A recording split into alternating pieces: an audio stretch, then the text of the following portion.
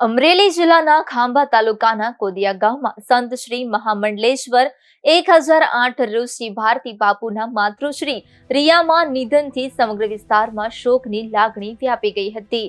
હિન્દુ રીતુ રિવાજ મુજબ અંતિમ વિધિ દરમિયાન બાપુશ્રીએ પોતે આગ લઈને અનેકાંત આપી માતૃ ઋણ અદા કર્યું હતું. આ પ્રસંગે તેમણે માથી મોટું કોઈ નથી એ સંદેશને જીવંત બનાવ્યો હતો. ઉપસ્થિત સૌએ આ દ્રશ્યને ખૂબ જ ભાવુકતા સાથે નિહાળ્યું. આ અવસરે બાપુશ્રીએ પોતાના નાનપણના સ્મરણો યાદ કરી માતૃશ્રીને ભાવભીની શ્રદ્ધાંજલિ અર્પણ કરી હતી.